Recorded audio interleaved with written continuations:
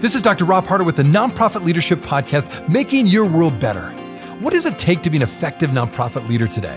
What are the biggest challenges? What are the biggest obstacles? How should nonprofits fundraise in an economy that is constantly changing?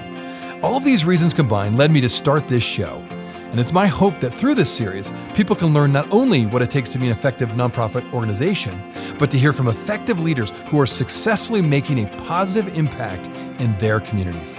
We hope you enjoy the show, as together we hear how they are making their world better. What kind of leadership strengths are particularly helpful when it comes to leading in the nonprofit sector? Are there unique challenges that nonprofit leaders face that perhaps for-profit leaders don't?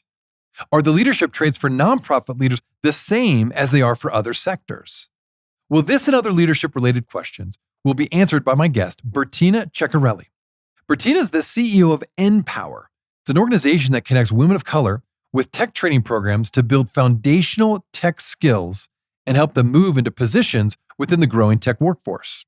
They also serve military-connected individuals as well as young adults from underserved communities. Now, one of our primary areas of focus is helping to get women of color into more tech jobs, because unfortunately, historically, women of color are massively underrepresented in the tech job sector. Now, I also want to give another shout out, just thanking you all for being part of this podcast community and talking about the podcast, spreading the word about the podcast. It's been so fun to see this podcast grow in terms of listeners and reach. Now, if you haven't had a chance to give us a rating or a review, I encourage you to do so. That will only help us get this podcast out to more great leaders just like you. Now enjoy the show.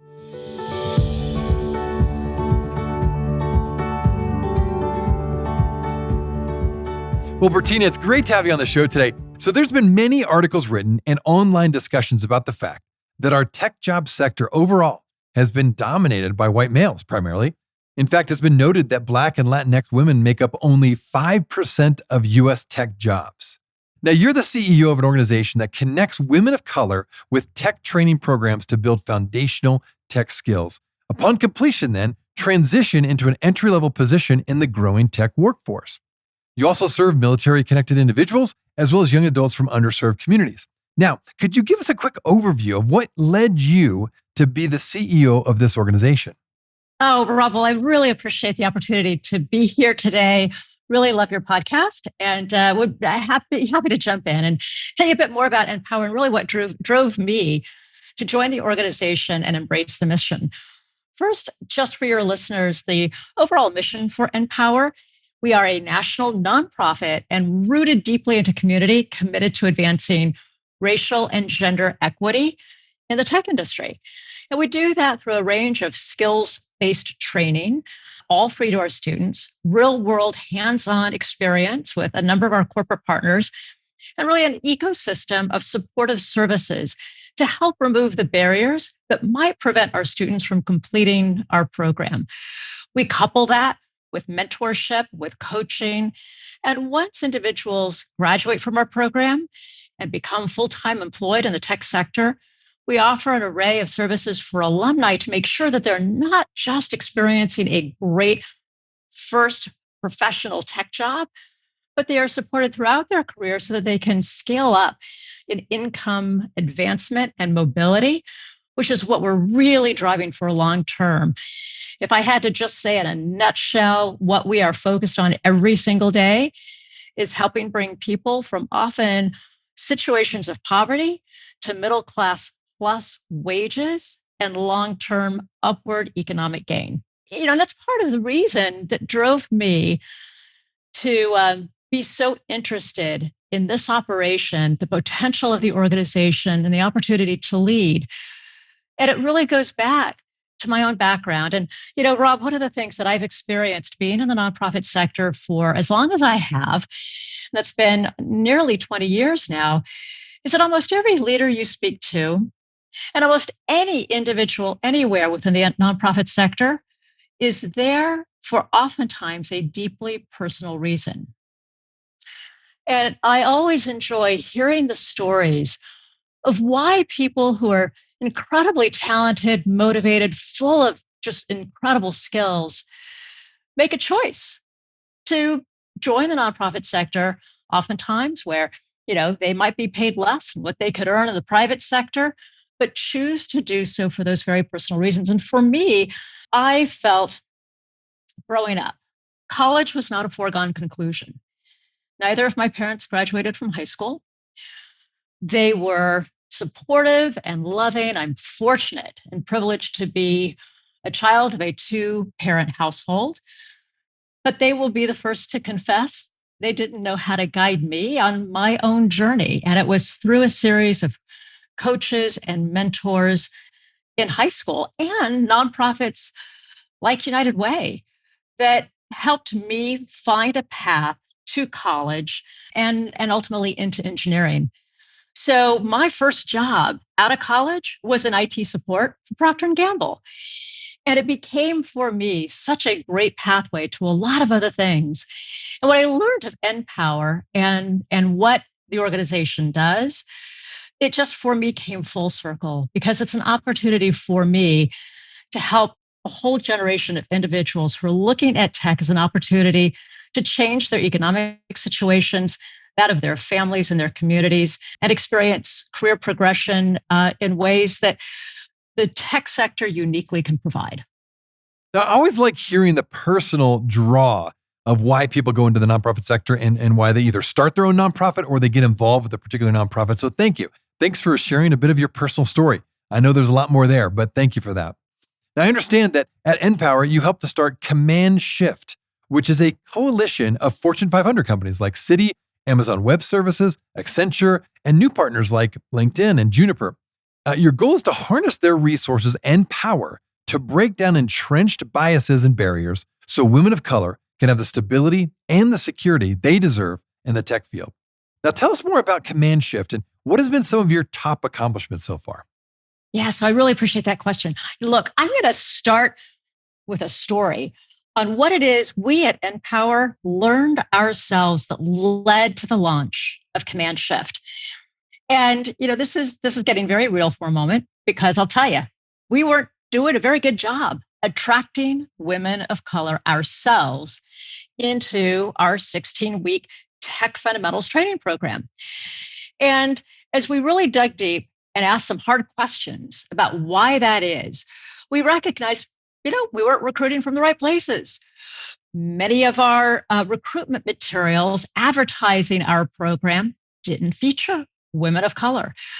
When we sought volunteers from our corporate partners to guest lecture in the classroom or to provide professional development support, didn't have women of color. So we were very, very fortunate to receive an initial grant from the Citi Foundation that helped us launch a program we called 40 by 22. And what that was, and it was an initiative to increase the composition of our classroom from what was at the time a 21% composition of women of color to 40% by 2022. So we challenged ourselves to almost double that with the intentionality of wholesale changing our recruitment practices and, oh, by the way, changing how we operated in the classroom. One of the findings as we dug into our organization and tried to assess why we weren't attracting women, or even the women of color we did attract, why maybe they didn't complete the program, is that we were not tooled in the classroom to ensure their success. Simple things like making sure that we invited them to sit at the front of the classroom, that our instructors were trained and they were taught about their own unconscious biases around not calling on them when they raised their hands with questions. So soup to nuts, we took a very hard look, and guess what? We are now at 39% women of color in our classrooms. Not only that, we've also recruited instructors at the head of the classroom. 50% of our instructors are now women of color. So it's providing some role modeling as well. Thank you for that. And it became for us an aha, where we thought, if this is something that we have been able to address in a couple of years, what if we could take some of these lessons and help our corporate partners also learn. And how about if we do that together? So that is the whole point of the Command Shift Coalition. And that word coalition is really important because it is truly a network and a partnership, not only of corporate partners like the great names you mentioned, but also of other nonprofits, outstanding organizations like the Knowledge House, the YWCA, and Girls Who Code, where we're locking arms together and saying, let's try to figure out this huge problem so that we can change the equation where today, as you said, there's a disastrously low, appalling 5% women of color in tech. No, that's really good to know about that. And I got to ask a question. I mean, you've had to put a lot of time into this, and it takes a lot of work to both build and sustain a coalition of leaders, let alone companies. So how have you done that? How have you built and how have you sustained this coalition of both leaders and companies around this goal? Yeah. So, look, I'll answer that a couple of different ways. First, as we think about the goal, we have stated that our objective is to double the number of women of color in tech by the end of the decade. So we'd like to go from 5% to 10%. And that's a pretty bold and audacious number, but it would be far more representative of the population available for these tech jobs. And we can talk a bit more about that in a moment on the equation for equality research. But I think one of the reasons, and I mentioned that goal because I think having a really bold and audacious goal is in part what has attracted a number of companies to join forces with us. And they have helped to shape that goal. Let's be clear, it's not nameless, faceless of big companies coming to the table. It is leaders within those companies. So it's people like Tamika Anderson at Citi, who's a co-chair, or LaDavia Drain from Amazon Web Services, or Lisa Asari from Amazon, Lisa Moore from Guardian, Judy Winter from Broadridge, Pashan Mann from Comcast, women leaders who themselves have had experiences in the workplace where they've brought a passion and a set of skills and leadership qualities to say, we can make a difference together. We'll be right back. Well, thanks so much for listening to the podcast. If this is your first time listening to us, I wanted to make sure you're aware of a whole group of other episodes with fascinating guests that I previously interviewed. Just go to our website, nonprofitleadershippodcast.org. There you will find numerous interviews of nonprofit leaders from all over the country, including some from other countries, all trying to make their world better. When you go to our website, you can also subscribe to my monthly leadership update in order to get more content, ask me questions, and join the Nonprofit Leadership Podcast community. Just look for the subscribe button, which is on the top right-hand side. It's a real easy process.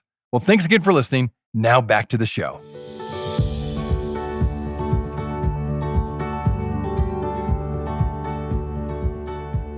All right, well, perfect. This is a podcast, of course, dedicated to leaders who are in the trenches, day in and day out. I mean, seeking to grow, strengthen, and scale their organizations. I'd love to get your insights on leadership based on your years of experience. And so first, could you talk about what do you think are the most important traits for a leader? Well, so look, there's a lot of insight, a lot of bumps, a lot of things to celebrate over the past 7 years, I think, since I have been here at NPower. But a couple of things I think I would mention is first, the identification, recruitment, and retention of fantastic talent. And, one individual that I would mention in the context of Command Shift is the woman internally at NPower who leads this initiative. Her name is Candace Dixon. She is a remarkable leader herself. And it comes to the organization, again, with her own experiences as a woman of color who has worked both in the tech sector and the nonprofit space and is able to sort of galvanize and tap into the passion of others because of her own experiences and of her own deep-seated interests. So when I think about lessons in leadership, and I think about a remarkable talent like Candace, it's how do we in the nonprofit sector make sure that when we identify and recruit great talent, that we dedicate the resources to pour into who will be the next generation of leaders. Because without that, individuals don't see the opportunities for growth. And in my own experience, I think this is a sector where we have dramatically underinvested in leadership development. And it's often an afterthought. We all fundraise frantically to keep the lights on, to keep our programs going. But the people who are making all of that work deserve just as much attention and development because that's what keeps the organization strong and healthy. So I think one lesson, right, I would offer up is as a sector, it's important for all of us to work collaboratively with the funding community in recognizing capacity building, leadership support, training and development, pouring into our people is just as valuable as programmatic funding itself. So what I hear you saying is that performance and leaders that just accomplish all the metrics is really important to do that, but values are even more important. Is that what I'm hearing? I would say not just the undervaluing the development of leaders, but talent throughout the ranks, right? And so ensuring that frontline social support workers and, in our case, recruitment and admissions managers, those who are doing heavy lifting every single day, find that they've got opportunities to deepen their skill sets, to get better at their jobs, and also to appreciate that there are career pathways both within an organization and across the nonprofit sector. Because, we have, I think, experienced broadly in the US today a shortage of talent. And one of the things that I've observed in the nonprofit sector, because so many, particularly younger people, but I would also say those of us over 50, are driven by purpose. And I think as a sector, we've got a unique opportunity to attract individuals who, face it, may be a little burnt out by some of their corporate jobs and say, I am ready to do something where I can put my whole heart and soul into a job I know has a mission I care deeply about, that I'm personally committed to, and represents purpose for what I do every day. So performance emerges out of values. Okay, good. Oh, I like that. That's very good. Now, a question, is there anything about leading in the nonprofit sector that is unique and requires a different set of leadership skills? I think because, as where we started, so many individuals come to this sector with a story. And I think it's going to come out upon all of us as leaders to be empathetic listeners and understand why people are doing what they do at your organization. And I think when you do that, what I've observed and experienced is that there's a level of trust that gets formed, that there's a level of partnership that becomes important across the organization, and a level of collaboration. I find that when I compare my years of experience in the for-profit sector, the truth is, sure, we're operating with fewer resources. But when you can knit together trusting relationships in such a way that you can uniquely overcome challenges, sometimes with fewer resources because people are 100% invested in the mission and the purpose, great things can happen. And I think innovation can happen because when you listen intently and when you form trust and you approach the job with humility, people aren't afraid to ask questions and they're not afraid to surface ideas. They know they have a safe space where that can happen. And that is often where the seeds of innovation are planted. So I would say careful listening. Maybe the second thing I would offer up is being very focused on values as much as metrics. So, I have a sort of construct I think a lot about. If you imagine a matrix, on one axis you've got values, on the other you have, sort of the performance of the job day to day. And that upper right-hand quadrant are those stars that you want to do everything you can to motivate, to keep and develop, because they have both the values and the performance that you need for the organization. But I tell you what, I will every day take somebody who performs well on values, maybe a little bit less on the performance, because that person can be coached. The individual who is antithetical to values and behaves in ways that can be toxic to the organization and to their relationships, but might overperform, if you will, is not a sustainable set of conditions because over time they will wear down individuals and relationships in an organization and maybe encourage others to leave, right? And that's not what you want. So I think it's just being really mindful as you have those kind of constructs within an organization to really hold true and not just talk about values, but also really examine them in the course of performance reviews. When you do that, it shapes the culture. And you know what? The performance is inherent and the performance comes from that time and again. And I can point to countless situations where people will go over and beyond and really give their all, right? When they know that to be true. Well, certainly COVID, right? The last 2 years has been something that's dominated all of us, right? Particularly the nonprofit sector, it's hit us hard in many ways. At the same time, it's been interesting. Many nonprofits have actually received more donations than ever during COVID. So it's been both a positive, if you will, and a negative. Now, how have you seen your organization changed permanently because of COVID? And then maybe you could talk about the landscape for all nonprofits in general. Have there been some things that have changed because of COVID that we're never going to go back to the old way, so to speak, pre-COVID?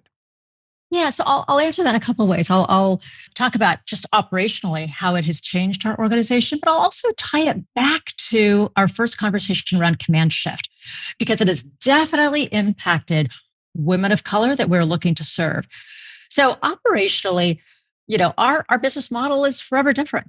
We are now an instructor-led training organization, but most of our work is virtual, right? It's Zoom classes in most of the markets that we serve, which is 8 around the country. So we serve about 2,000 people every year, but we encourage our students to join in person once a week or once every other week for professional development and social support services, and really just to form a community in person.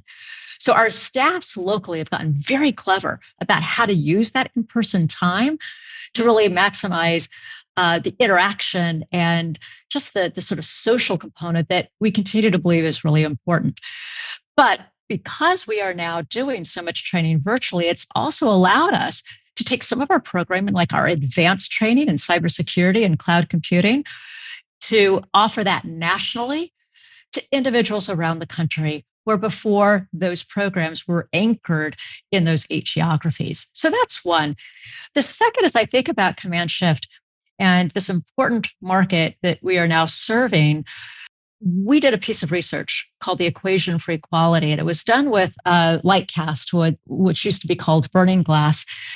And we identified that there were about 500 occupational titles like electronic medical records analyst or customer service manager that were the sort of $40,000 to maybe $50,000 a year jobs, but not a lot of upward mobility. But those 500 job categories had some basic skills that could be easily transferred into tech roles that would pay better in the short term and certainly higher mobility in the long term. And guess what? Women of color over-indexed in these 500 occupational titles. So what we are looking to do, and this is where we have confidence that we can reach that doubling the percent of women of color in tech, is that if we can get just a fraction of individuals today who are in those 500 job titles and train them, much like we do with our students today, but with other types of skills, such as Salesforce, such as UI interface, the types of skills that are at root level, not that different from many of the data requirements, customer service interactions, real-time problem solving that individuals in these job titles today have. So we're hoping as we pilot this program first quarter of 2023, that we can begin to train thousands at a time and then connect them to the employer partners that are a part of Command Shift and many others to begin to really move the needle on that very ambitious goal. Okay, well, if you were to put your forecasting glasses on as you look towards the future, what are the biggest challenges facing the nonprofit sector, in your opinion? So I think that as the economy wobbles, we find ourselves in an interesting set of crosshairs because for so many organizations, demand for services goes up, where people are in need, food banks or shelters, childcare provision, healthcare provision, or in our case, job training. At the same time, the danger is that companies pull back on some of their efforts around philanthropy or individual philanthropists because of concerns over, quarterly earnings. So I think we just need to be very mindful of how we diversify funding streams to ensure that there is sustainability at all times that are independent of economic cycles so that we can continue to do our jobs and to serve people who need us the most. Well, this has been a fascinating conversation. Again, how can people find out more about you and your organization at NPower? So the first thing is go to npower.org. It's easy to find us, and we've got a very robust website. And if any of your listeners want to find me online, they can find me on LinkedIn. And I think you've got my name on your website. So it's not an easy one to spell, but it's an easy one to find on LinkedIn. And I'm always happy to make new connections, to learn from others, and find creative ways to partner. Well, Bertina, thank you for being on the show. Thanks for all you do in this sector to really support not only women of color to get into the tech sector, but also by your leadership, really supporting the nonprofit sector. And thanks for taking time to be on the show. Well, Dr. Harder, thank you very, very much. I've enjoyed the conversation. Hey, friends. Well, I wanted you to know that this podcast can be found on iTunes, Spotify, Amazon, Google Podcasts, and wherever you listen to other podcasts. I also want to encourage you to like, subscribe, and share this podcast with others. This will actually help us get this great content out to more nonprofit leaders just like you. You can also join the Nonprofit Leadership Podcast community. Find other resources and interviews of past guests all on my website, nonprofitleadershippodcast.org. Well, thanks again for listening. And until next time, keep making your world better.